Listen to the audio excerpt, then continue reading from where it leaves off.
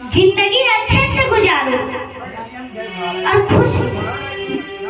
भगवान का सत्संग करते हुए, चिंतन करते हुए, नाम संकीर्तन करते हुए मस्त जवानी में बुढ़ापा किसने देखा है?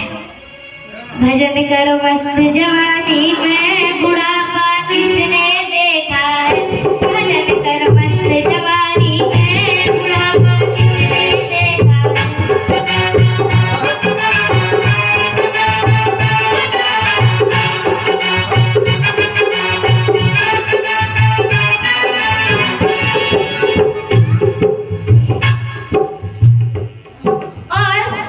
भगवान पे चिंतन करते वक्त पैसे भी कमाते रहो। कई लोग पैसों के चक्कर में इतना परेशान हो जाते हैं, और पैसों के चक्कर में पत्नी से ले लिया, और पैसों के चक्कर में बच्चों से ले लिया, और पैसों के चक्कर में माता पिता से ले लिया, और पैसा वेस्ट कर करके इतना परेशान हो गए, डिप्रेशन में चल गए, आत्महत्या कर ली, मर गए। ये लोग, ये समाधान है? इसलिए तुम्हें पैसा चाहिए था? अरे पैसा छोड़ो, जो मिल रहा है वो बहुत है, और लोगों के पास तो उतना भी नहीं है जितना तुम्हारे पास है। इतना ईश्वर ने तुम्हें दिया है। कमाओ और कमाओ, ये बात मैं दोहराते रहूंगा। कमाओ, खूब कमाओ, अपनी मेहनत से कमाओ, लेकिन उस पैसे से अटैचमेंट लगाव ना रहे। ये मत देखो कि हमारे पड़ोसी के पास कितना है, ये देखो कि मेरे पास इतना है, ईश्वर ने मुझे इतना दिया है, और लोगों के पास तो उतना भी नहीं जितना हमारे पास है। यहाँ पे कितनी सारी महिलाएं बैठी है, सबने साड़ी पहनी है। भैया आपकी साड़ी कितने की है? आपकी, आप ही को बोल रहे हैं हरी साड़ी में। आपकी साड़ी कितने की है? बोलो मेरी माँ, आप बताओ, आप बताओ जो हंस रही है। आपकी साड़ी कितने की है? हाँ, मैया की साड़ी 500 की। आपकी कितनी की है मैया? हाँ, 300 की। यहाँ पे कोई मैया है कि 500 की साड़ी है, किसी की 300 की साड़ी है, कोई मैया ऐसी भी होगी जो 200 रुपए की साड़ी पहनती, और कोई मैया ऐसी भी होती है जो 200 रुपए की भी साड़ी नहीं पहन पाती, वो आपकी उतारे वस्त्र साड़ी को पहनने को मजबूर है। सोचिए आप कितने अच्छे हैं, विधाता ने आपको इतना दिया है कि आप 500 की साड़ी पहने, लेकिन वो तो 200 रुपए की भी साड़ी नहीं खरीद सकती, वो तो आपके उतारे वस्त्र को पहनने को मजबूर है। आपने जो पहन लिया, उतार दिया, दे दिया, वही पहन लिया। हर वक्त तो विधाता को धन्यवाद दिया कि हे विधाता, तेरा धन्यवाद कि तूने मुझे इतना दिया, और लोगों के पास तो उतना भी नहीं।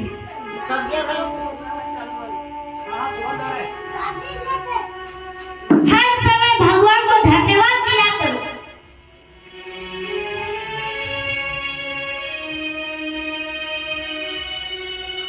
आत्मदेव जी की कोई संतान नहीं थी, कोई कष्ट नहीं था, केवल एक कष्ट था। क्या? कौन सा कष्ट आ गया? न संतान है, न कोई कष्ट, तो एक कौन सा कष्ट आया? उनके पड़ोसी उनको खूब ताना मारते थे कि अरे बेटा नहीं है, बेटी नहीं है, क्या करेगा? बहुत ताना मारते थे, बेटा नहीं है, बेटी नहीं है, अरे देख इसके पास बेटा नहीं है, बेटी नहीं है, ये क्या ही करेगा? तो यहाँ ताना सुन सुनकर आत्मदेव जी आत्महत्या करने जा रहे थे, तभी एक संत ने रोका।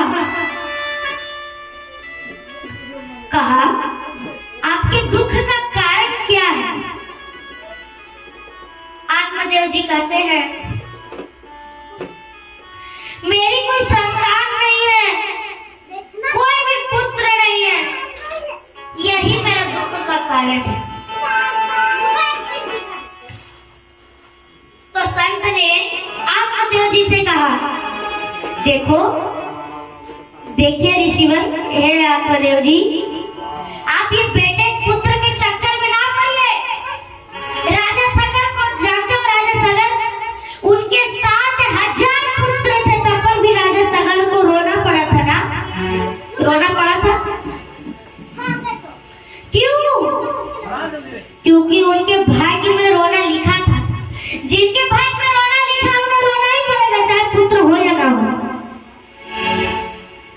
जिनके भाग्य में रोना लिखा, उन्हें रोना ही पड़ेगा। राजा दशरथ को देखो, उनके पुत्र कौन थे? मर्यादा पुरुषोत्तम श्री राम थे, तब पर भी राजा दशरथ को रोना पड़ा था। क्यों? इतने अच्छे मर्यादा पुरुषोत्तम बेटे होने के बाद भी रोना पड़ा। क्यों? क्योंकि उनके भाग्य में रोना लिखा था। जिनके भाग्य में रोना लिखा है, उन्हें रोना ही पड़ेगा, और कोई नहीं रोएगा। तुम्हारे रोने को भोगने के लिए तुम्हारी सास भौजाई कहाँ आएगी?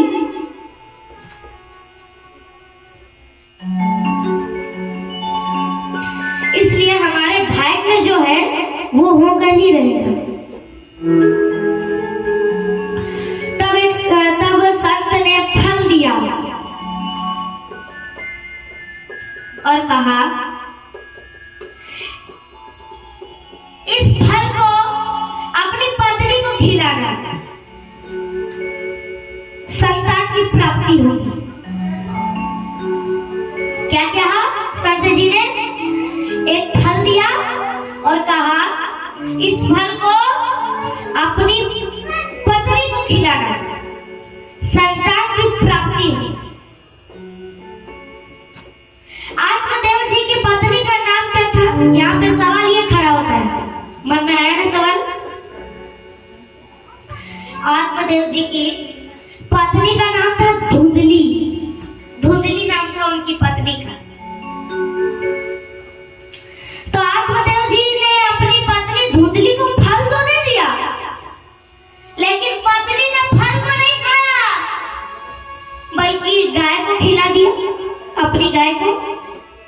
देखो, संत ने अपनी शक्ति से बदल तो दिया आत्मदेव जी का, लेकिन भाग्य में जो नहीं हुए सो नहीं हुए।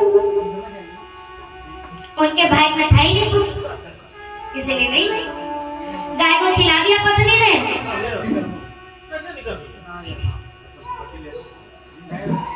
अब गाय को खिला दिया तो गाय का बच्चा हो गया। उस गाय के बच्चे का काम तो गाय की तरह था, काम गाय की तरह था, मगर शरीर मनुष्य की तरह था, दिव्य था। तो उस गाय के बच्चे का नाम रखा गया गोकर्ण।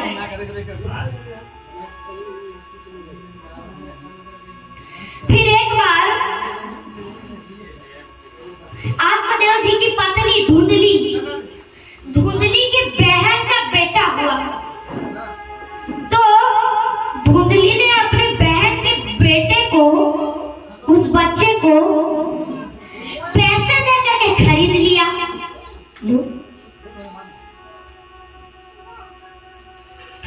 पैसे देकर के खरीद लिया और उस बच्चे का नाम रखा धुंधकारी। अब जब गोकर्ण जी और धुंधकारी जब बड़े हुए तो यत यत काले तौ जातौ तरुण तनय बभौ गोकर्ण पंडित ज्ञानी धुंधकारी माखलः। दोनों जब बड़े हुए तो गोकर्ण जी पंडित ज्ञानी बनते हैं और धुंधकारी महाखलः। धुंधकारी दुष्ट व्यक्ति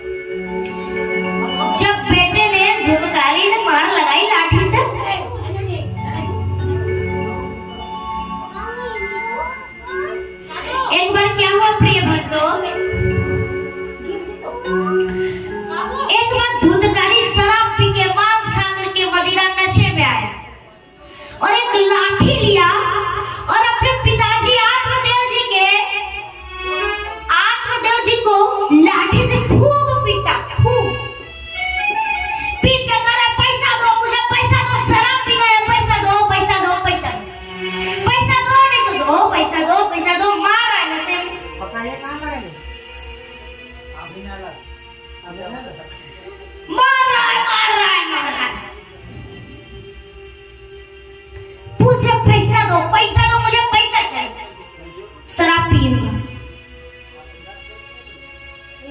अब आत्मदेव जी बेचारे रो रहे हैं कि पैसा कहाँ से लाऊं, पैसा कहाँ से लाऊं, पैसा कहाँ से लाऊं। तभी वहां पर ज्ञानी श्री गौकर्ण जी पधार जाते हैं और गौकर्ण जी कहते हैं, पिताजी क्या हुआ, क्यों रो रहे हो। तो आत्मदेव जी कहते हैं, क्या बताओ बेटा, जिस बेटे को मैंने अत्यधिक सर्वाधिक अत्यधिक सबसे ज्यादा प्यार किया, वही बेटा मुझे मार रहा है। तो गौकर्ण जी ने वहां दिव्य ज्ञान दिया। अच्छा, कई लोग ना दूसरों का देख देख के दुखी होते हैं। गरीब गाते हुए करे धनवान बड़ा सुखी, गाते गरीब धनवान सुखी, धनवान कहे सुख राजा को भारी, राजा कहे महाराजा सुखी, महाराजा कहे सुख इंद्र को भारी, इंद्र कहे चतुरानन सुखी, चतुरानन कहे सुख विष्णु को भारी। तुलसीदास विचार करे कहे राम भजन बिना जीव दुखारी, तुलसीदास विचार करे कहे राम भजन बिना जीव दुखारी। गरीब गाते हुए करे, गाते गरीब धनवान सुखी, गाते हुए गरीब करे धनवान बड़ा सुखी, अमीर आदमी धनी आदमी बड़ा सुखी है। धनवान कहे सुख राजा को भारी, धनवान कहते हैं राजा बड़ा सुखी है, उसके पास प्रजा है वो बड़ा सुखी। राजा कहे महाराजा सुखी, राजा कहता महाराजा बड़ा सुखी है। अच्छा, राजा कौन महाराजा कौन? राजा जिसके पास 40-50 गांव हो, महाराजा जिसके पास लगभग 150-200 गांव हो, वो महाराजा। अब राजा कहता है महाराजा बड़ा सुखी, महाराजा कहे सुख इंद्र को भारी। अब महाराजा कहते हैं इंद्र बड़ा सुखी है, इंद्र बहुत सुखी है, बड़ा। इंद्र कहे चतुरानन सुखी, इंद्र कहते हैं चतुरानन बड़ा सुखी है। चतुरानन अर्थात ब्रह्मदेव, ब्रह्मा जी, ब्रह्मा जी अर्थात चतुरानन कहते हैं विष्णु बड़ा सुखी है। तुलसीदास विचारे करे कहे राम भजन बिना जीव दुखारी, तुलसीदास विचारे करे कहे राम भजन बिना जीव दुखारी। तो गोस्वामी तुलसीदास जी विचार करके कहते हैं अंत में कि राम भजन के बिना सारे जीव दुखी है। जिसके पास राम भजन नहीं, समझ लो वो सारा जीव दुखी है। जहाँ पे राम भजन है, समझ लो वो जीव हमेशा प्रसन्न है।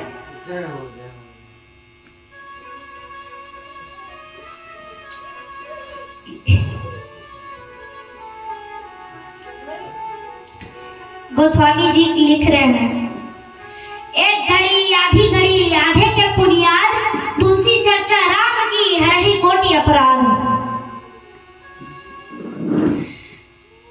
जो हम दिन भर में सारा पाप कर लेते हैं, वो भगवान की 10 मिनट 20 मिनट कथा सुनने से ही वो पाप नष्ट हो जाता है। इसलिए भगवान की रोज कथा सुननी चाहिए। मैया, आप लोग रोज कथा सुनती हो?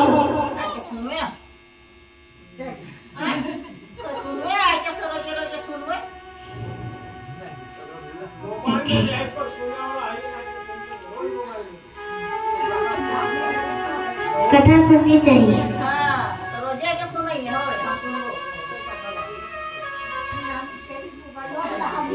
कथा लोरी का भी काम करती है। जैसे जिनको रात को नींद नहीं आती अभी से ही कथा सुनना स्टार्ट कर दो। यदि रात को नींद नहीं आए तो मोबाइल पर यदि टीवी पर धीमी आवाज पर आप कथा लगा लीजिए और लेटिए। लोरी का काम करेगी, नींद जल्दी आ जाएगी। कथा लोरी का काम करती है।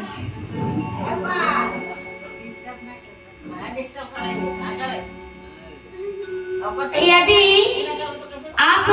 काम कर रहे हैं, जैसे झाड़ू लगा रहे हैं, पोछा लगा रहे हैं, नहीं इधर उधर सफर जा रहे हैं, तो आप 10 मिनट 20 मिनट भगवान की कथा लगा सकते हैं और सुन सकते हैं किसी भी बहाने। वैसे आप भगवान से जुड़ जाएंगे।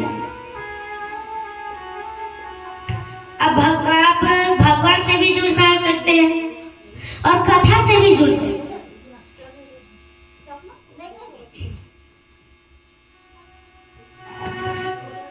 कथा नहीं सुनोगे, पाप करोगे तो फिर सजा भुगतोगे, नरकवासी मिलोगे।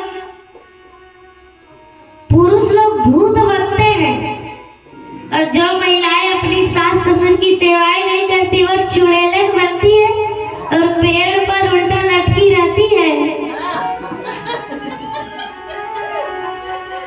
तो भैया आपको भगवान के धाम जाना है कि पेड़ पर लटकना है? भगवान के धाम जाना है, तो उसके लिए भगवान को कभी भूलना नहीं। इसलिए भैया आप ही कहिए, हे नाथ, हे गोविंद, हे श्री सीताराम, मैं आपको कभी भूलूं नहीं।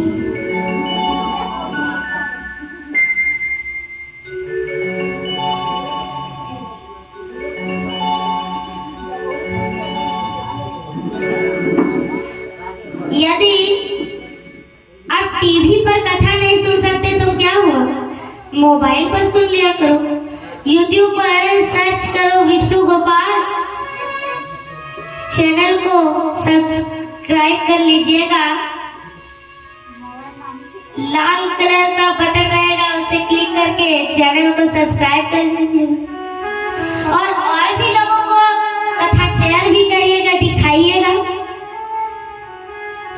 और भी लोगों को कथा सिखाइएगा, सुनवाइएगा। यही तो धर्म का प्रचार है। धर्म का प्रचार यही से शुरू होता है कि धर्म के बातें इधर से उधर सारे सनातन धर्म में फैलती जाए और भगवान में भक्ति करो।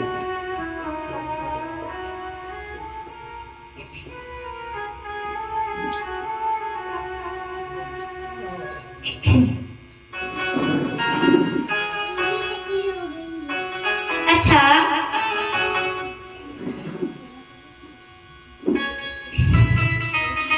गोविंद जी ने दिव्य ज्ञान दिया, पिताजी आप भगवान की भक्ति कीजिए, सेवा कीजिए, भगवान की भक्ति भी कीजिए और सेवा भी कीजिए। सेवा कथा रस न होनी तेराम भी बतो, भक्ति भी करिए पिताजी और सेवा भी करिए। भक्ति भी और सेवा भी। आत्मदेव जी ने भागवत जी का पाठ किया, उनसे उनकी सदगति हुई, वो भगवान के परम धाम को जाते हैं। हमें भी भागवत जी की कथा सुननी चाहिए, भागवत जी का पाठ करनी चाहिए, रामचरितमानस की कथा सुननी चाहिए, रामायण का पाठ करना चाहिए, श्रीमद् भागवत जी का श्रीमद् भागवत गीता का पाठ करना चाहिए।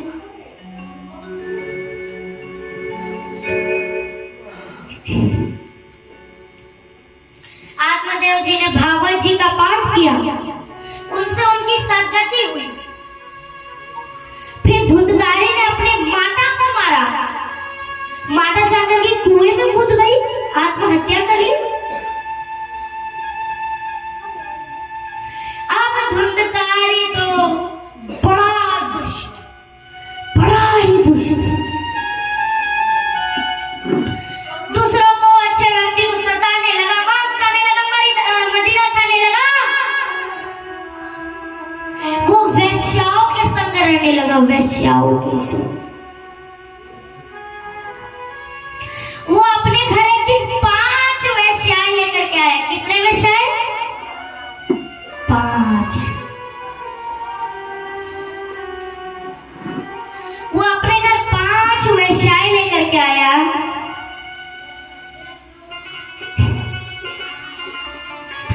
तो एक दिन उन वेश्याओं ने जलती अंगार को धुंधकारी के मुख में डाल दिया। अच्छा, जो पापी व्यक्ति होता है, धुंधकारी बड़ा पापी था। जो पापी व्यक्ति होता है वो जल्दी थोड़ी न मरता है, वो अपने सारे पाप को भोग कर ही मरता है। धुंधकारी मर तो गया है, लेकिन प्रेत योनि में चल गया, भूत की योनि में। पाप किए थे। अब उसकी इस प्रेत योनि से मुक्ति कैसे हो? गौकर्ण जी, गया जी गए पिंडदान करने के लिए, श्राद्ध करने। वहां से जब वो घर लौटे, अच्छा, प्रेत की योनि में कैसे जाते हैं? मान लीजिए, मैं एक उदाहरण देता हूं, एग्जाम्पल। मान लीजिए आप अपने घर का सारा कचरा उठा करके बाहर लाए और डस्टबिन में जाकर के फेंक दिए। उसी प्रकार मरने के बाद जो पापी व्यक्ति होते हैं, निकृष्ट व्यक्ति होते हैं, उन्हें भी डस्टबिन में फेंक दिया जाता है। अर्थात डस्टबिन में फेंकना अर्थात प्रेत योनि में भेज दिया जाता है। अब धुंधकारी की इस प्रेत योनि से मुक्ति कैसे हो? गौकर्ण जी गया जी में गए पिंडदान करने के लिए धुंधकारी को। जब गौकर्ण जी घर लौटे ना, तो धुंधकारी ने अनेक रूप धारण करके अनेक रूप धारण किया। गौकर्ण जी को खूब सताया, खूब परेशान किया। तो गौकर्ण जी अंत में परेशान हो गए और कहते हैं, अरे भाई तुम हो कौन कि मुझे मेरा पीछा छोड़ ही नहीं? तो धुंधकारी रोता हुआ कहता है, अहम भ्राता त्वदीयोऽस्मि धुंधकारी दिनमतः। हम आपके भाई धुंधकारी हैं। तो धुंधकारी, आपकी ऐसी घटना कैसे हुई? कैसे हुई दुर्घटना? प्रेत योनि में कैसे चल गई? कहा, मैंने अपने जीवन में अपने माता पिता को खूब सताया है, अपने माता पिता को खूब सताया है, भोले भाले लोगों को सताया है, इसलिए मेरी ये हालत हुई है।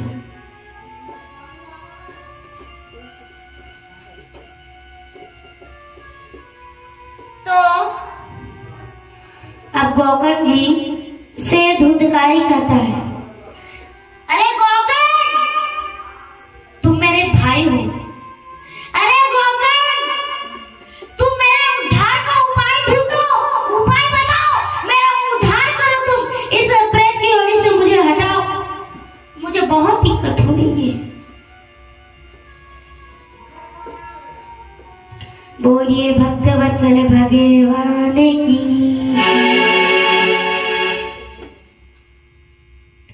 एक दिन क्या हुआ प्रिय भक्तों, एक दिन क्या हुआ, धुंधकारी प्रेत योनि में उसे बड़ा कष्ट हो रहा था, बड़ा कष्ट। उसे कष्ट हो रहा था, दूसरा गोकर्ण जी के पास आया और कहते हैं, अरे गोकर्ण, मेरे उद्धार का उपाय बताओ, मुझे बहुत कष्ट हो रहा है। तो धुंधकारी से गोकर्ण जी कहते हैं, मैं क्या करूं, मैं क्या कर सकता हूं? तब गोकर्ण जी ने सूर्यदेव से पूछा है, सूर्यदेव, मेरे भ्राता श्री धुंधकारी सारी बात बता दी, प्रेत योनि में चल गए, अब उनकी इस प्रेत योनि से मुक्ति कैसे होगी?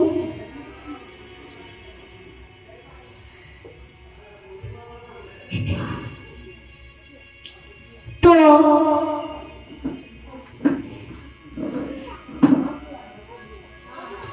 कहते हैं सूर्यदेव, श्री श्रीमद् भागवत मुक्ति सप्ताह वाचनम कुरु।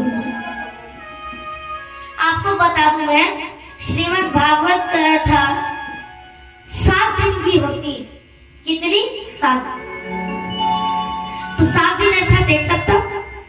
तो सूर्य देव कहते हैं, भागवत जी का अनुष्ठान कराइए, उस भागवत सप्ताह से धुंधकारी को मोक्ष प्राप्त हो जाएगी, धुंधकारी अपने प्रेत योनि से मुक्ति मिल जाएगी।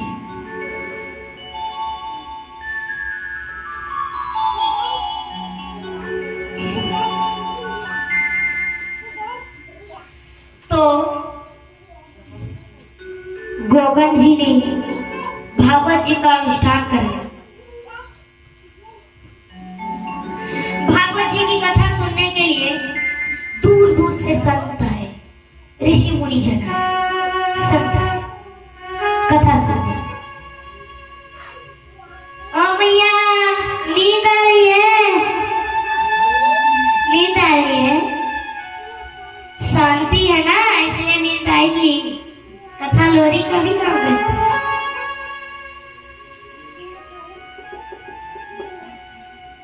दूर दूर से ऋषि व जन आए कथा सुनने के लिए। तो धुंधकारी के संकल्प से, जो कि प्रेत बन चुका था, उस धुंधकारी के संकल्प से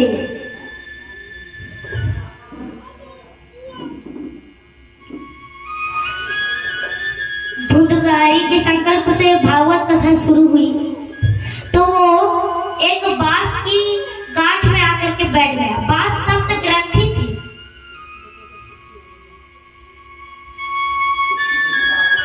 सप्त ग्रंथि क्या होती है? ये सप्त ग्रंथि मतलब क्या है? ये सप्त ग्रंथि काहे का होता है?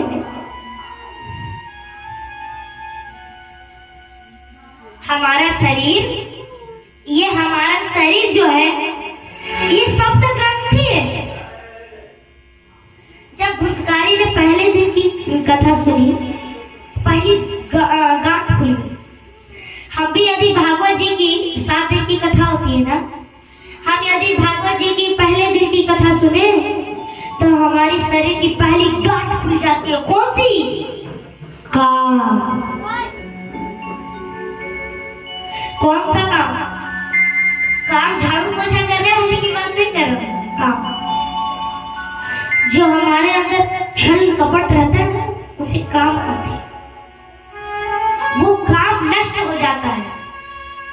दूसरे दिन की कथा सुने तो दूसरी गांठ, क्रोध को वश में करना सीख जाओगे। अब ये नहीं 2 दिन की कथा सुन ली, हो गया क्रोध शांत में हो गया, हम नहीं सुनेंगे। मेरे क्रोध कंट्रोलिंग में हो गया, कंट्रोलिंग करना सीखी ना। निरंतर भगवान का नाम जपोगे, निरंतर कथा सुनोगे तो अपने आप ही क्रोध कंट्रोल में आ जाएगा। अपने आप।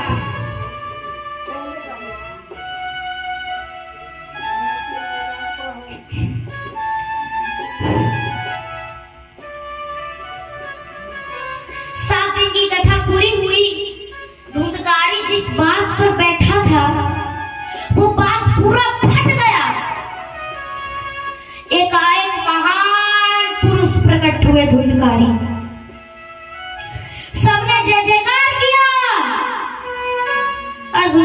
से कहते हैं भैया आप कौन हो?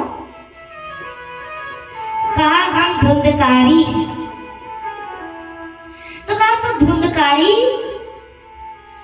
आपने इतने अच्छे इतना दिव्य रूप कैसे प्रकट कर लिया, कैसे प्राप्त कर लिया आपने? तो धुंधकारी जी कहते हैं भागवत जी की कथा सुन रहा था इसलिए। तो जितने भी थे वो सभी तो सुन रहे थे, लेकिन उन सब की सदगति क्यों नहीं हुई? क्योंकि कभी कभी कथा सुनते सुनते वो बात भी करने लगे, हाँ ऐसा वैसा, हाँ क्या हुआ पड़ोसी के घर में ऐसा हुआ, अच्छा पंचायत भी करने लगे थे। लेकिन धुंधकारी मन लगा करके सुन रहा था। धुंधकारी की सदगति हुई, धुंधकारी भगवान के परम धाम को चले गए। धुंधकारी परम धाम को जाते जाते गोकर्ण जी कहते हैं धुंधकारी से, ओ भैया जा रहे हो और कुछ नहीं कहोगे? जा रहे हो और कुछ नहीं कहोगे जाते जाते? तो धुंधकारी ने गोकर्ण जी से कहा, सुबह का खाया हुआ अन्न शाम तक बिगड़ जाता है, सुबह की दाल शाम तक बिगड़ जाती है, सुबह की साग शाम तक महक जाती है, तो उसी अन्न का बना हुआ शरीर ये कितने देर तक चलेगा? कितने देर? अच्छा, ये शरीर हमारा काहे का बना है? ये शरीर हमारा मिट्टी का शरीर है। इस मिट्टी के शरीर में, शरीर के अंदर भगवान ने आत्मा डाल दी है, तोप दी है, जिससे हमारे अंदर आत्मा आ गई है, जाना गई, जिससे मनुष्य कहलाते हैं।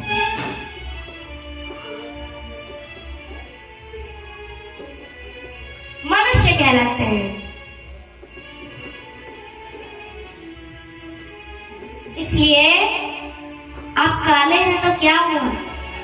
हमारे बिहारी जी भी काले हैं, हमारे राधा रमन जी भी काले हैं, है ना? यदि आपको कोई मजाक उड़ाना, अरे ये तो काला है, तो कहना ना जी मैं अपने जगन्नाथ जी के रंग का हूँ, मैं अपने बिहारी जी के रंग का हूँ।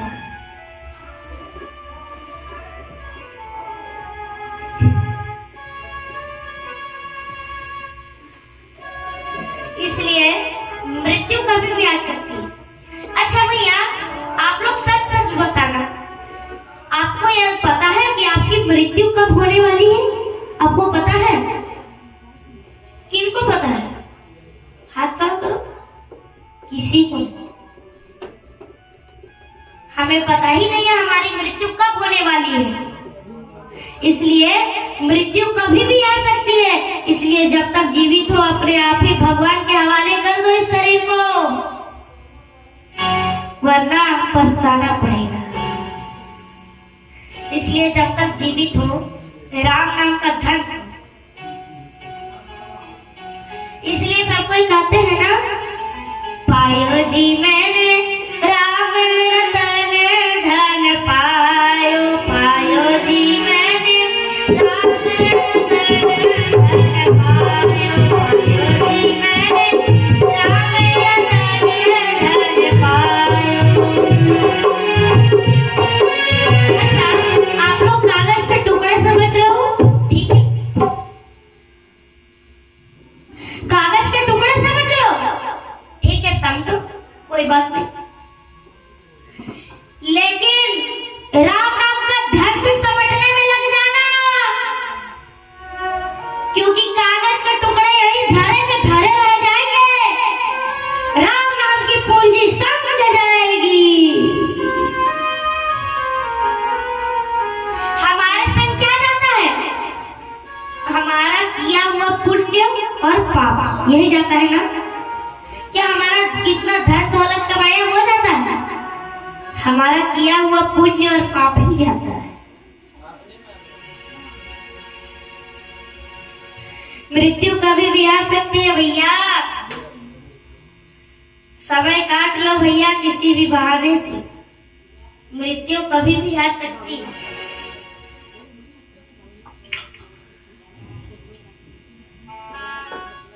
धुंधकारी जी परम धाम को जाते हैं, गोकर्ण जी ने फिर से भागवत जी का अनुष्ठान कराया। क्यों?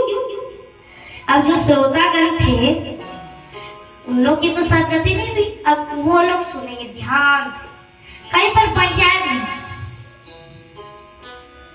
अगली बार जितने भी थे कुत्ता बिल्ली सारे जानवर भी सुने। अरे यदि कुत्ते बिल्ली के भी कानों में शब्द चला गया भगवान का जय श्रीमन नारायण जय श्री कृष्ण का, तो क्या बुराई है? उनकी भी सदगति हो जाएगी। बोलो कुछ बुराई तो नहीं है। अरे यदि धोखे से भी तुम्हारे कानों में ये शब्द चला गया ना जय श्रीमन नारायण जय श्री कृष्ण सीताराम, धोखे से भी, तो वो शब्द जैसे ही कानों के द्वारा शरीर के भीतर प्रवेश करता है, वो भगवान का एक ही नाम तुम्हें भवसागर पार कराने का योग्य बना देता है।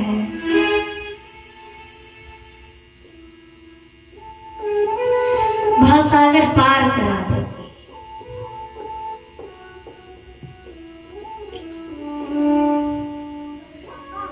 जैसे एक जंगल को जलाने में आग की एक ही चिंगारी काफी है, उसी प्रकार भवसागर पार कराने के लिए भगवान का एक ही नाम काफी है।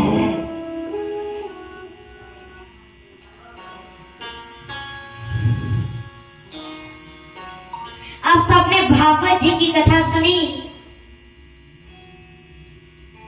और सबकी सदगति हुई। सबके लिए एक विमान आया, सब उस विमान पर चढ़ चढ़ के भगवान के वैकुंठ धाम को चले जाते हैं। बड़े प्रेम से गोकर्ण जी कथा सुना रहे हैं, बड़े प्रेम से।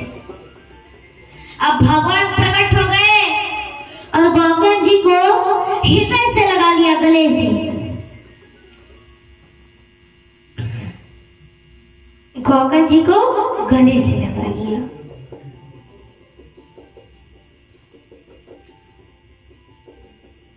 अच्छा, जो कथा सुनते हैं उनको तो भगवान प्यार करते ही हैं, और जो कथा सुनाते हैं उनको भगवान और भी ज्यादा प्यार करते हैं कि तुमने भगवान के हमसे कितने लोगों को जोड़ दिया।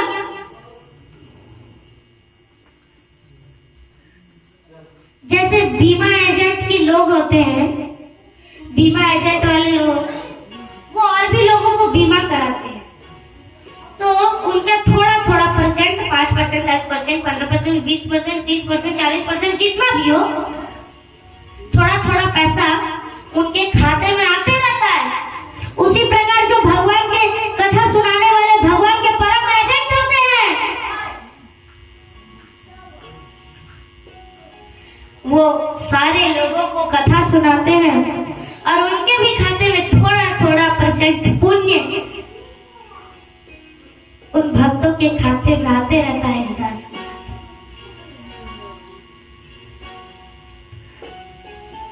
अब भगवान ने गोकर्ण जी के ऊपर कृपा की, भगवान ने गले से लगा दिया।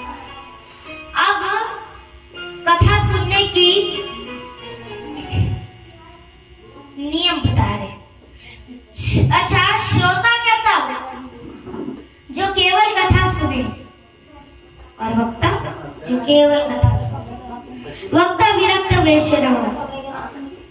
वैष्णव कैसा होना चाहिए? भगवान का भक्त वैष्णव पंडित होना चाहिए। वैष्णव को विप्रो शास्त्र का ज्ञान होना चाहिए।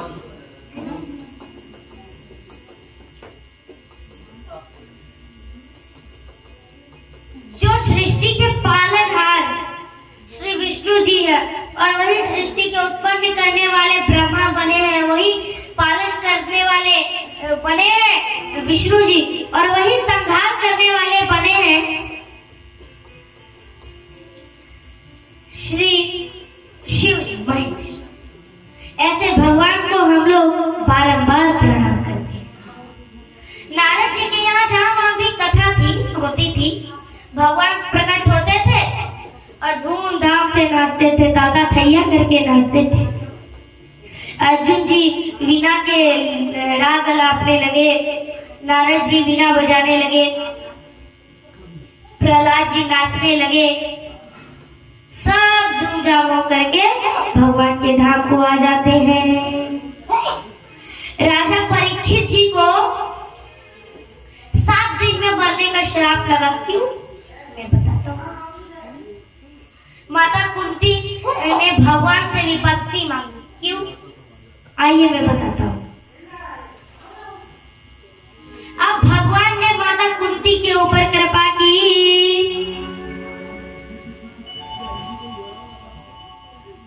माता कुंती प्रभु श्री कृष्ण का ध्यान कर रही है। कृष्णाय वासुदेवाय देवकी नंदनाय च नंदगोप कुमाराय गोविंदाय नमो नमः। प्रभु श्री कृष्ण प्रकट हो जाते हैं। मैं बता दूं एक बात, माता कुंती प्रभु श्री कृष्ण की बुआ थी। बुआ प्रभु श्री कृष्ण कहते हैं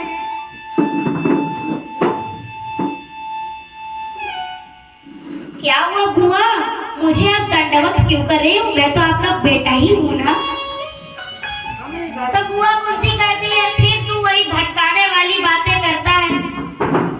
तू है तो जगत का पिता, लेकिन तुम्हारी माया ऐसी है कि हम तुम्हें अपना पुत्र मानती है।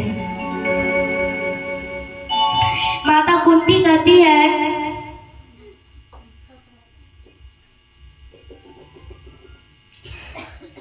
हे नंद के लाला, हे कृष्ण, हे गोविंद, आज मैं आपसे कुछ मांगना चाहती हूँ। बताओ गोविंद, क्या दोगे? कहा हाँ बुआ अवश्य दूंगा, मांगो क्या? कहा वचन तो दोगे? आप जो बोले मैं दूंगा। तो बुआ कुंती कहती है मुझे एक ही चीज दो। कहा कौन सा चीज? कहा विपदा संकोन स्वस्थ तत्र तत्र जगत गुरु नान्यं त्वद भयं गच्छ अपुनर्भव दर्शनम्। हे गोविंद, हे कृष्ण, हे गोविंद, हमें विपदा दे दीजिए, मुझे एक संकट दे दीजिए, विपत्ति। तो प्रभु श्री कृष्ण कहते हैं बुआ होश में तो हो, इस विपत्ति को आज तक किसी ने नहीं मांगा, तुम मांग रही हो। कहा हाँ। कहा किस लिए मांग रही हो? कहा ये तो मैं नहीं दे सकता बुआ, मैं अपने भक्तों को कभी भी कष्ट नहीं देना चाहता। तो बुआ कुंती कहती है नहीं गोविंद, तो मुझे कष्ट नहीं होगा। कहा क्यों आप विपत्ति मांगना चाहती है बुआ?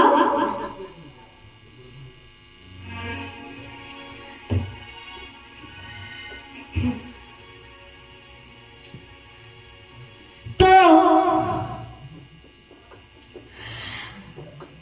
बुआ कुंती प्रभु श्री कृष्ण कहती है मैं इसलिए विपत्ति मांग रही हूँ क्योंकि जब जब सुख आया तब तक आप हमसे दूर हुए, और जब जब विपत्ति आई आप हमारे करीब हुए। तो इस सुख पर पत्थर पड़े, जिस सुख पर प्रभु दूर हो जाए, कृष्ण दूर हो। तो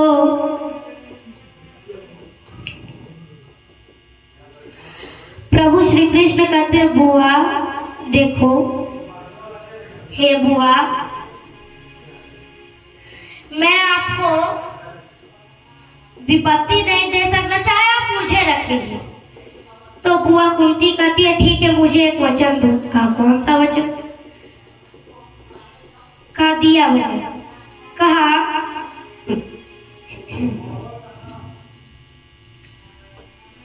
कि मुझे जितना भी सुख है लेकिन मैं आपको कभी भूलू नहीं, आप मेरे पास ही हैं। कहा ठीक है, दिया वचन। क्यों ऐसे वचन मांगी माता कुंती ने? क्योंकि अब उनके पांचों बेटे पांडव इंद्रप्रस्थ के राजा बन गए, अब वो राजमाता हो गई, अब बड़ा सुख होगा। तो माता कुंती को डर था कि कहीं यही सुख के चलते हम प्रभु श्री कृष्ण को भूल न जाए, ये डर था।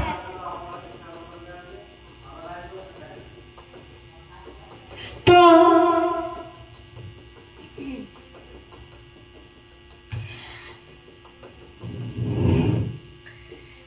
प्रभु श्री कृष्ण कहते हैं ठीक है। तो देखिए माता कुंती ने कैसा वचन मांगा, प्रभु को भूलना नहीं। तो हमें भी भगवान को कभी भूलना नहीं है। इसलिए भैया आप ही कहिए, हे नाथ हे गोविंद मैं आपको कभी भूलू नहीं।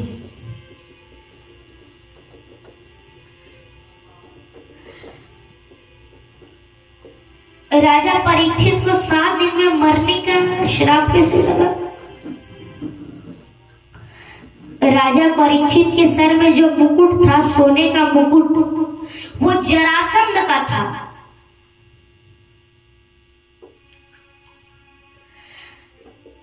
अच्छा, वो चोरी करके लिए तो मस्तिष्क में कलयुग बैठ गया। कलयुग का बुद्धि भ्रष्ट। कलयुग के पहला ठिकाना क्या है? जुआ। जुआ कभी नहीं खेलना चाहिए। दूसरा मदिरा, पान कभी नहीं करना चाहिए। तीसरा कौन सा? झूठ, छल कपट किसी के साथ नहीं करना चाहिए। चौथा मांस, मांस कभी नहीं खाना चाहिए। ये कलयुग के ठिकाने बता रहा हूं मैं। और पांचवा सोना, गोल्ड। अब आप कहेंगे महाराज जी क्या सोने में भी कलयुग है? ना जी, यदि आप चोरी करते हैं, चोरी वाले सोने धन कमाए हैं, तो वो कलयुग का निवास है। जहाँ ईमानदारी मेहनत का सोना है वहाँ भगवान का निवास है। मान लीजिए आप चोरी से छल किए तो वो चोरी किए कुछ लाए सोने का सामान, उसमें कलयुग बैठ गया, आपकी बुद्धि भ्रष्ट हो गई। तो उसी तरह हुआ, राजा परीक्षित ने चोरी की तो उनकी बुद्धि भ्रष्ट हो गई। अब बुद्धि भ्रष्ट हुई तो उन्होंने एक संत जी के गले में एक मरा हुआ सांप डाल दिया। तो संत जी के बेटे श्रृंगी ऋषि ने श्राप दे दिया, जाओ मैं तुम्हें श्राप देता हूँ, इति लंगति मर्यादा तक्षक सप्तमेन है। आज से 7 दिन तक तुम्हें तक्षक नाम डसेंगे और तुम्हारी मृत्यु हो जाएगी। तो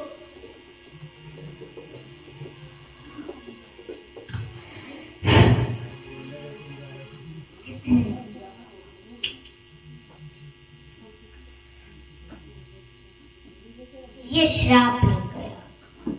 जब कलयुग आ रहा था तो राजा परीक्षित ने कलयुग से कहा तुम यहाँ से चल जाओ, तुम्हारे अंदर बहुत बुराई है।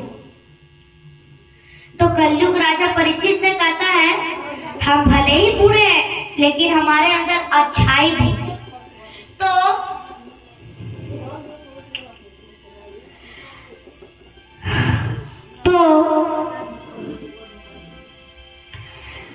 राजा परीक्षित ने 4 कमरे बनाए, सत्युग, त्रेता, द्वापर, कलयुग।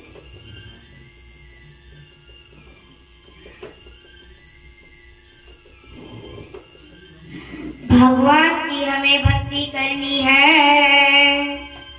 हर समय सीताराम भगवान की भक्ति करनी है। ओ सिया राम माया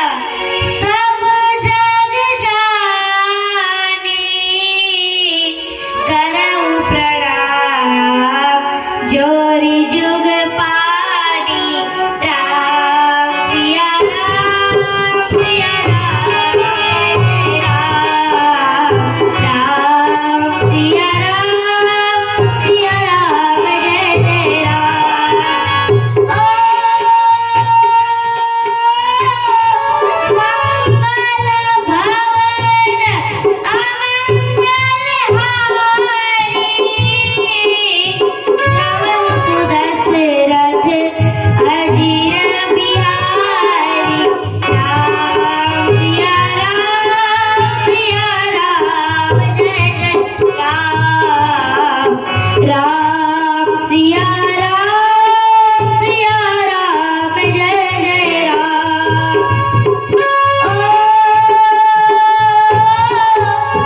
दीन दयाल बिरंडो संभारी हरहु नाथ मम संकट भारी। राम सिया राम जय जय राम। राम सिया राम जय जय राम।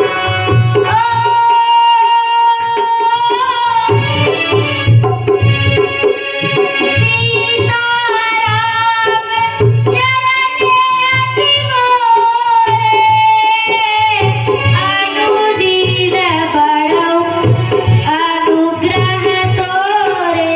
राम सिया राम जय जय राम। राम सिया राम जय जय राम।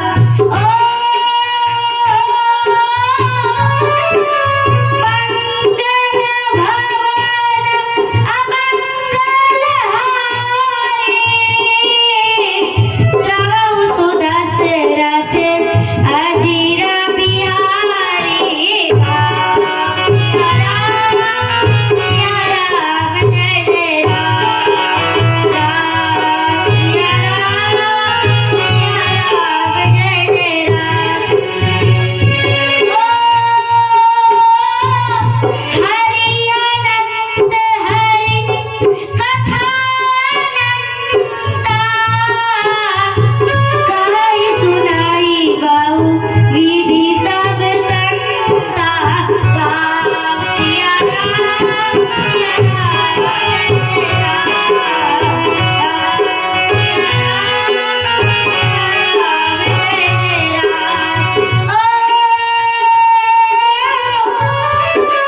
कलियुग केवल नाम धारा सिमर सिमर नर उतरहि पारा।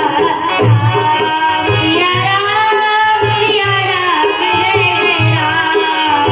राम सिया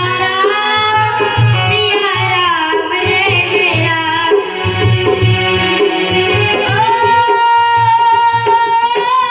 तेज प्रताप मित्र नारी आफत काल परखिए चारी। राम सिया राम जय जय राम।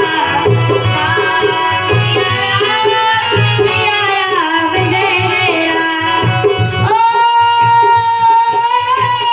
मंगल भवन अमंगल हारी द्रवहु सुदशरथ अजीर बिहारी। राम सिया राम जय जय राम। सिया राम जय जय राम।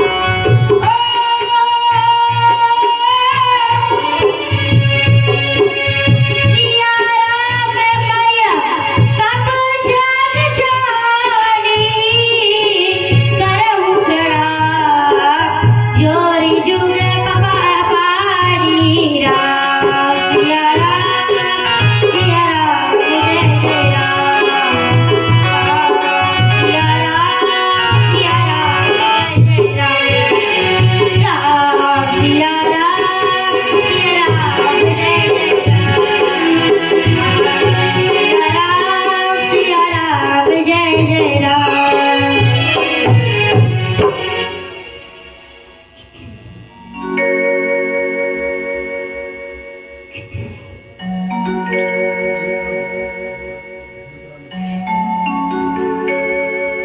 अच्छा मैया, आप सभी जानते हैं कि बेटा एक ही कुल को तारता है, मगर बेटियां हमेशा दोनों कुलों को तारती हैं। अच्छा, जब घर में नई नई बहू आती है, विवाह माँ होती है तो नई नई बहू घर में आई, आज ही बहू नई नई आई है, आज ही बहू की नई रसोई है, खाने में थोड़ा नमक ज्यादा हो गया तो ससुराल वाले इतने ताने मारते, इतने ताने मारते, इतने ताने मारते कि क्या ही बताए। बहुत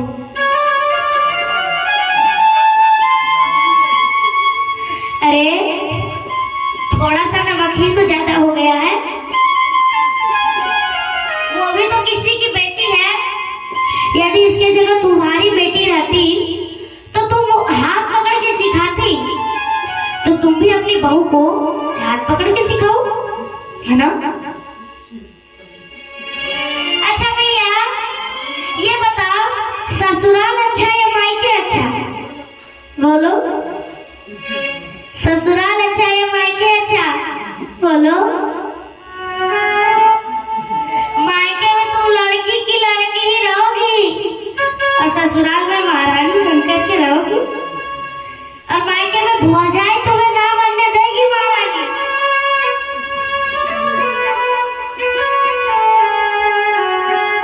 इसलिए ससुराल अच्छा। जितने भी सासू मैया है यहाँ, मैया बताओ की बहू है,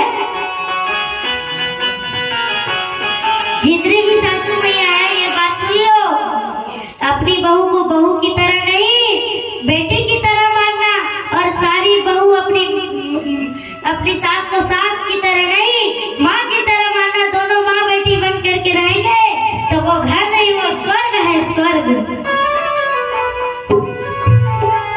वो स्वर्ग बन करके रहे।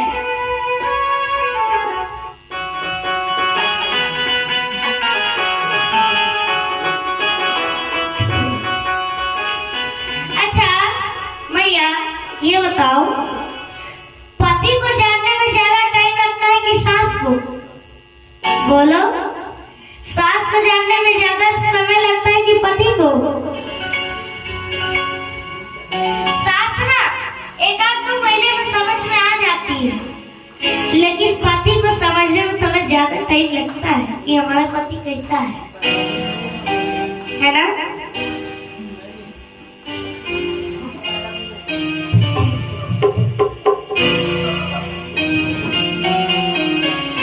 सच्चे मन से भगवान का सुमिरन करते रहना, ध्यान करते रहना, ठीक है?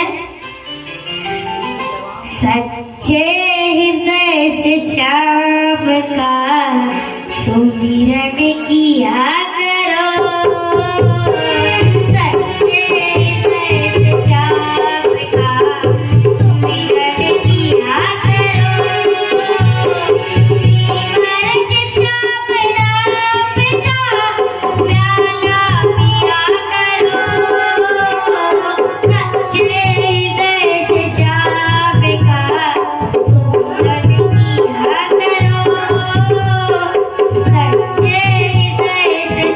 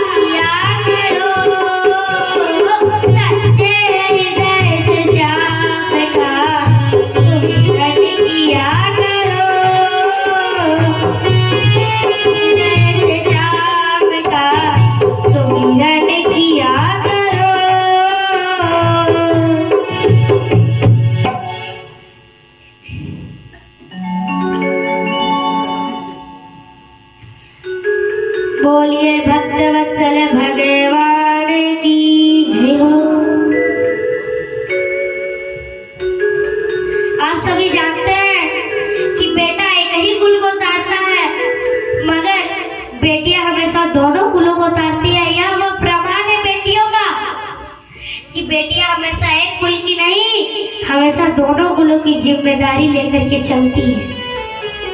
यदि अपने माता पिता का पिंडदान करना हो तो बेटियां करती है, और यदि ससुराल पक्ष में हो, ससुराल पक्ष में, तो अपने ससुराल में सास ससुर के भी नाम से बहू पिंडदान कर सकती है, दोनों तरफ से।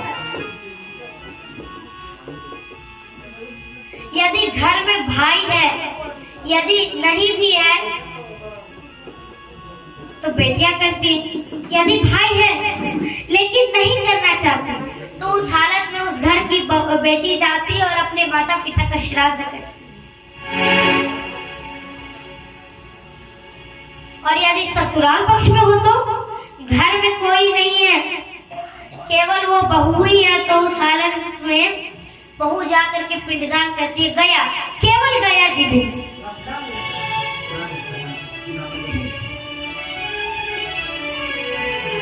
आपको पता है राजा दशरथ का पिंडदान माता सीता ने किया था? आपको पता है नहीं? मतलब ससुर को भी बहू पिंडदान कर सकती है। उस समय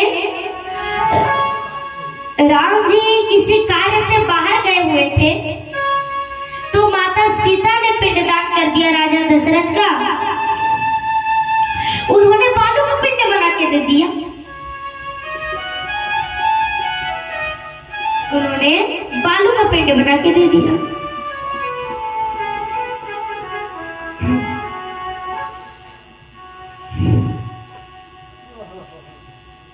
तो राम जी आए और कहते हैं चलो पिताजी का श्राद्ध करते हैं। तो माता सीता कहती है वो तो हो गया, पिताजी आए थे, हमने बालू का पिंड बना के दे दिया। तो राम जी को ना माता सीता के बातों पर विश्वास नहीं हुआ। तो राम जी कह रहे हैं कि नहीं, आप असत्य कह रही हैं।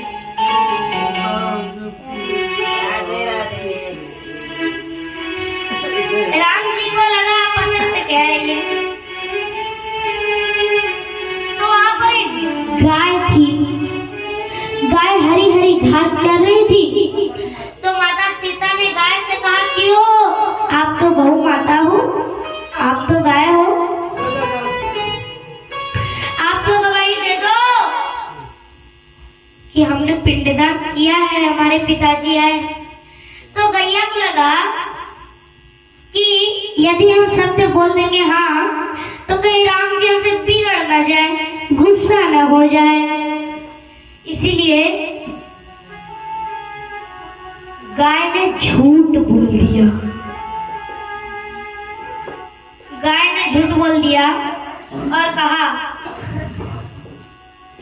कि ना जी, आपने तो पिंडदान नहीं किया, हमने कब देखा, आपने नहीं किया। तो माता सीता ने श्राप दे दिया, जाओ, गाय होकर के आप झूठ बोलती हो, जाओ गौ माता, मैं आपको श्राप देती हूँ। जिस मुख से आपने झूठ बोला है, आज से उस मुख से आप मलमूत्र भक्षण करोगी, मलमूत्र खाओगी, गंदगी।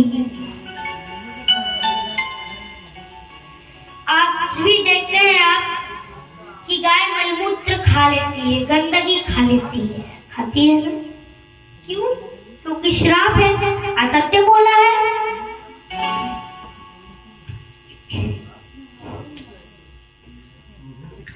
तो वहां पर एक नदी थी। तो माता सीता कहती है, क्यों, आप तो नदी हो, आप तो प्रत्यक्ष हो, आप तो गवाही दे दो कि हमने पिंडदान किया है। हमारे पिताजी आए थे, ससुर जी, हमने पिंडदान किया। तो नदी को भी वैसा ही लगा कि यदि हम सत्य बोल देंगे तो कहीं राम जी हमसे बिगड़ ना जाए, गुस्सा ना हो जाए।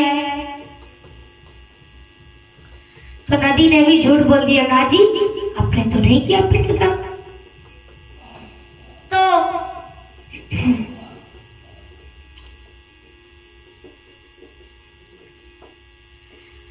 अब कौन गवाही दे?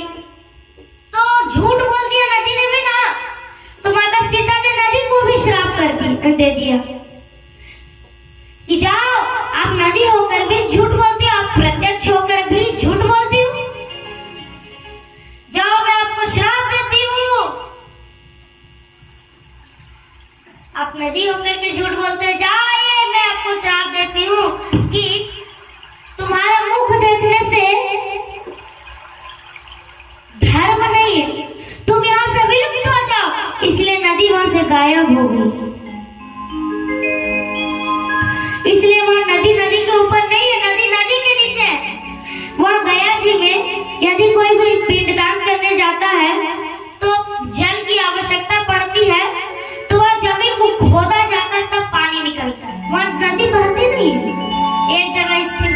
क्यों?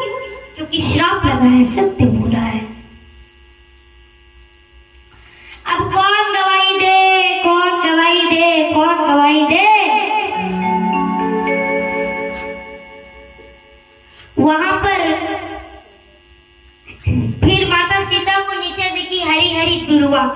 दुर्वा मीन्स घास, हरी हरी घास दिखी। तो माता सीता ने दुर्वा से कहा, क्यों दुर्वा, तुम तो गवाही दे दो कि हमने पिंडदान किया है। हमारे ससुर जी आए थे, पिताजी। तो दुर्वा ने एकदम सत्य कहा, हाँ जी, मैंने देखा है माता सीता ने पिंडदान किया है राजा दशरथ का। तो सत्य बोला तो माता सीता ने वरदान दे दिया, जाओ दुर्वा, तुमने सत्य बोला है, मैं तुम्हें वरदान देती हूँ कि तुम्हें कोई जल भी नहीं देगा, लेकिन तुम हरी की भरी रहोगी। इसलिए आप देखते हैं कि पहाड़ों पर, पर्वतों पर जो घास रहती है उसे तो कोई पानी देने वाला नहीं है, लेकिन वो हरी की भरी रहती है ना। क्यों? क्योंकि वरदान है, सत्य बोला है, वो कभी सूखती नहीं है। और यदि सूख भी जाए तो उसे थोड़ी सी नमी प्राप्त कर दे तो वो फिर से हरी की भरी हो जाती है।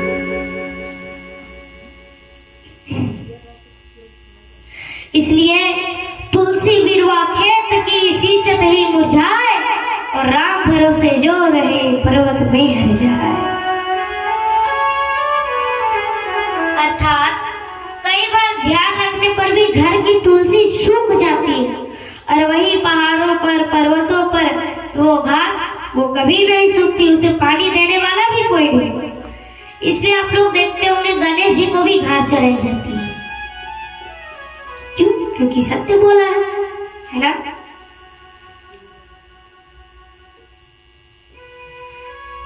अच्छा भैया, मेरा एक छोटा सा प्रश्न है आपसे, फिर मैं उसका उत्तर दूंगा। बताइए, भगवान को कितने देर में प्राप्त किया जा सकता है? बोलिए, भगवान को कितने देर में प्राप्त किया जा सकता है? 1 घंटा, 5 घंटा, 3 घंटा, कितने?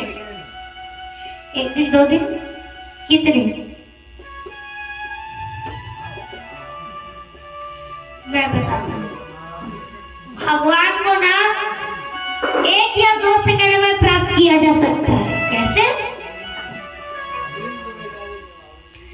यही सेम टू सेम प्रश्न जनक जी ने अष्टावक्र जी से कहा था। बताइए गुरुदेव कि भगवान को कितने देर में प्राप्त किया जा सकता है? तो अष्टावक्र जी कहते हैं, घोड़े की जो पावदानी होती है ना,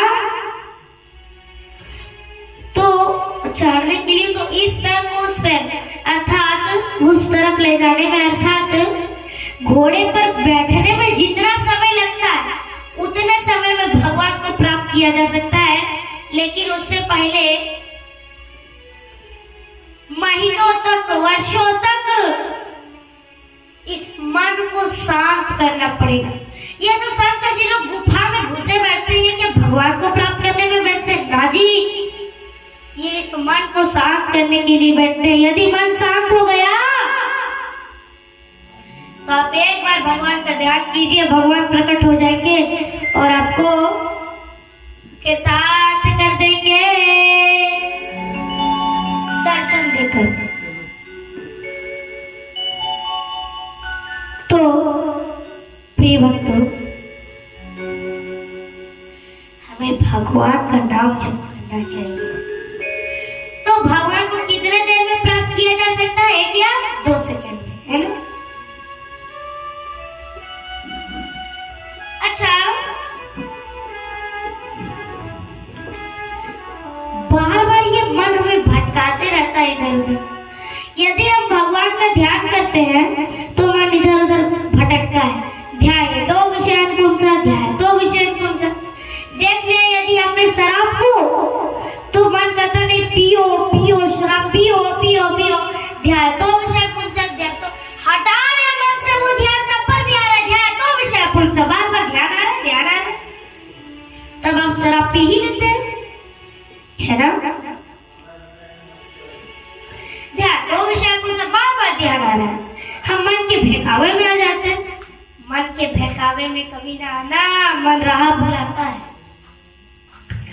मन के बहकावे में ना मन राह भुलाए, ब्रह्म डाले तू इस मन का दास ना बन, इस मन को अपना दास बना ले, तू इस मन का दास ना बन, इस मन को अपना दास बना ले। तू इस मन का दास ना बन, इस मन के गुलामी में ही चलेगा। मन का दिया नहीं, तू चल ध्यान, तो विषय तुमसे बार बार ध्यान आ रहा है, पी ना, इस मन को अपना दास बना। सुदामा जी को जानते हो, कृष्ण जी की परम सखा, वो मन को और इंद्रियों को वश में करना जानते थे, वश कर लेते थे, वश में।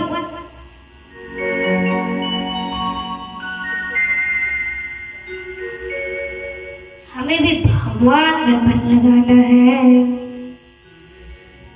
अच्छा, इस सृष्टि में सबसे पहले आया कौन आया इस सृष्टि में सबसे पहले? इस सृष्टि में सबसे पहले आए, इस सृष्टि जब इस पृथ्वी की भी निर्माण नहीं हुई थी तब की मैं बातें करता हुआ, ये बहुत शुरू के इतिहास में मैं लेकर के जाता हूँ। सबसे शुरू में इस धरती में, इस सृष्टि में विष्णु देव थे, भगवान नारायण। नारायण जी की नाभि देख रहे हो, नाभि से कमल पुष्प निकला, वो बंद था। अब देखते हो ना, बंद और खिल जाता है, देखे हो ना, वो बंद था। अब जैसे वो खुल गया, खिला, खुला, उससे प्रकट हुए ब्रह्मदेव। ब्रह्मदेव प्रकट हुए। अब ब्रह्मदेव की यहाँ देख रहे हो, यहाँ ब्रह्मदेव की यहाँ से प्रकट हुए श्री शिव जी महेश। फिर ब्रह्मदेव से एक पुरुष और एक स्त्री और कुछ ऋषि प्रकट हुए। इस सृष्टि के प्रथम पुरुष है राजा मनु और प्रथम स्त्री है शत्रुपा, दोनों प्रकट हुए ब्रह्मदेव से। मनु और शत्रुपा, इस सृष्टि के सबसे पहले मनुष्य कौन है? मनु और शत्रुपा। उनके संतान हुए, विवाह हुए, संतान हुए, विवाह हुए, उससे हम लोग, ये सृष्टि का क्रम वैसे चला। लेकिन साइंस हमें क्या पढ़ाता है कि हम पहले बंदर की संतान थे। अब पहले बंदर की पूंछ घिसी घिसी घसी इंसान बन गए। अरे यदि ऐसा रहता तो अभी तक तो बंदर का नामो निशान नहीं होता, सब इंसान बन जाते ना जी। हम सब राजा मनु और शत्रुपा की संतानें हैं। साइंस झूठा पढ़ाता है हमें कि पहले आदि मानव थे, हम सभी बंदर के संतान हैं ना।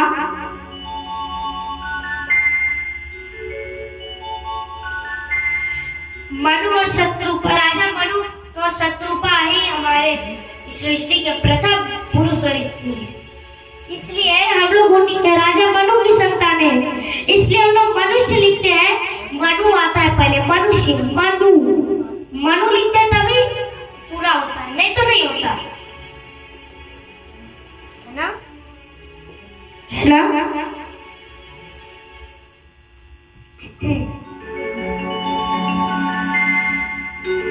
तो मनु और शत्रुपा के 5 संतान हुए, 5, 3 पुत्री 2 पुत्र, 3 पुत्री हुई, आकुति, देहुति, प्रसूति, और 2 पुत्र हुए। कौन कौन? प्रियव्रत और उत्तानपाद। अच्छा, अब तीनों बेटी का विवाह किससे हुआ? आकुति का विवाह हुआ रुचि प्रजापति से, प्रसूति का विवाह हुआ कदम जी से, और देवहूति का विवाह हुआ दक्ष प्रजापति से। दक्ष प्रजापति से हुआ उनका विवाह।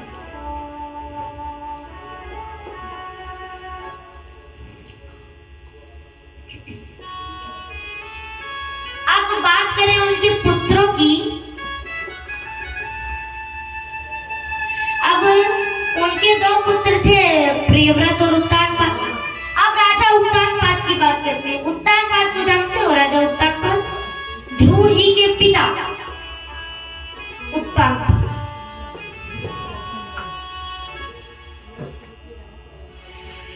तो उनका विवाह हुआ माता सुनीति से, लेकिन माता सुनीति की कोई संतानें नहीं हो रही थी।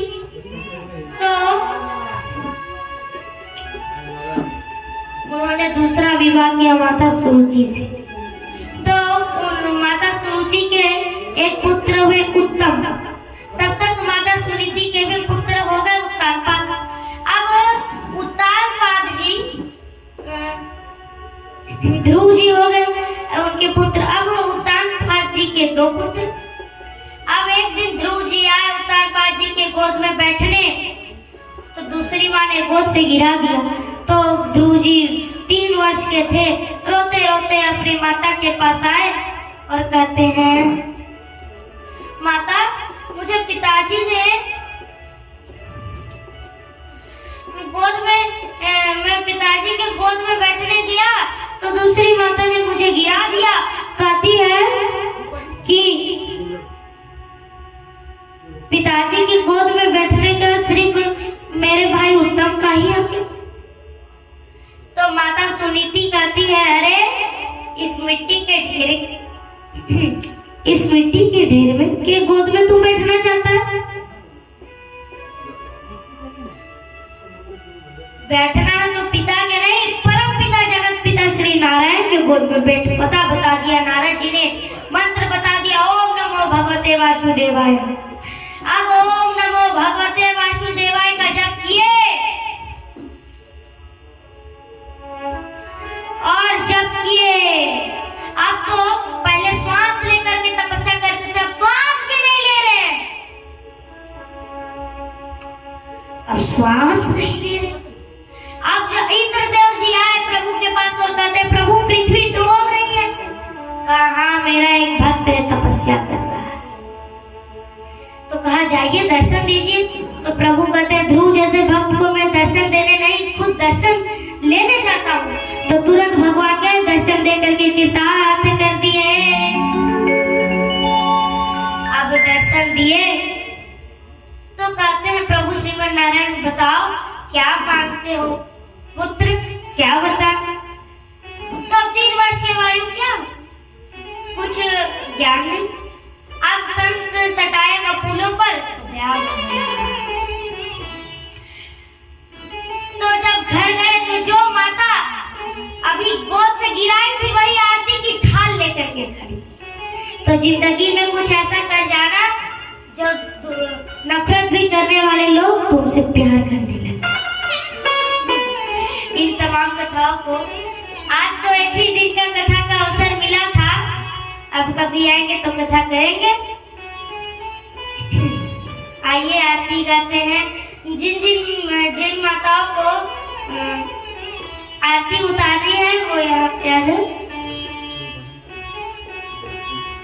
आरती से पहले भजन का आनंद लीजिए।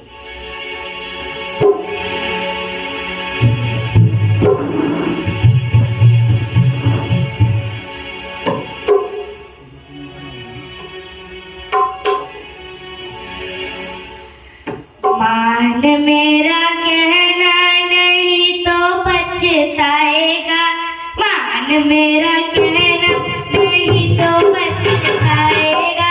मिट्टी का खिलौना मिट्टी में मिल जाएगा, मिट्टी का खिलौना मिट्टी में मिल जाएगा।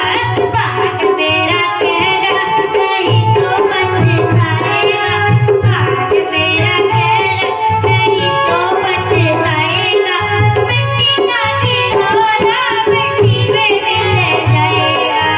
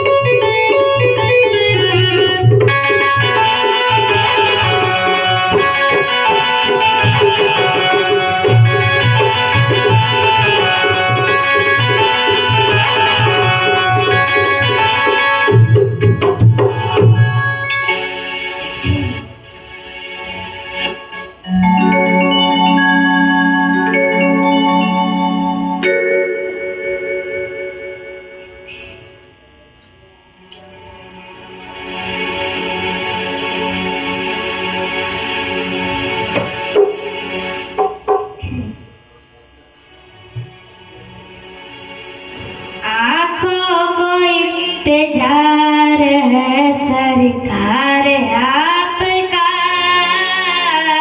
आंखों को इंतजार है सरकार आपका।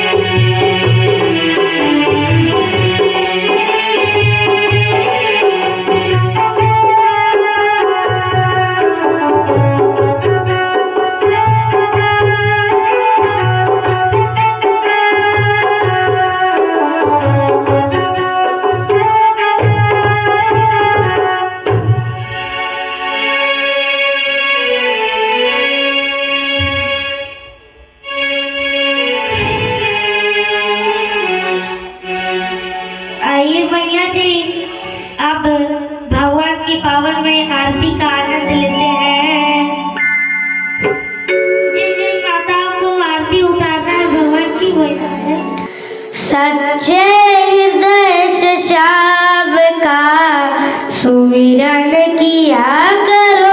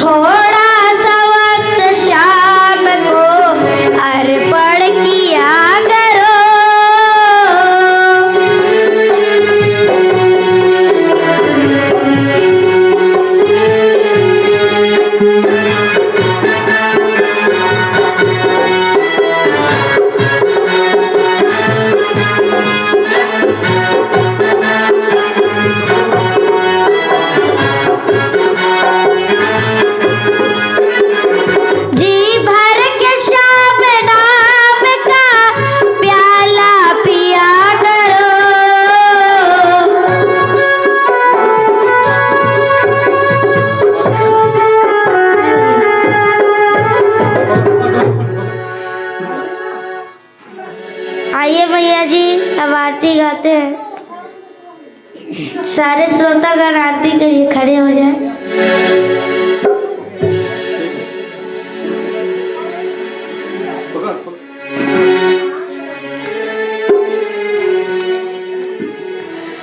मन में बसा कर तेरी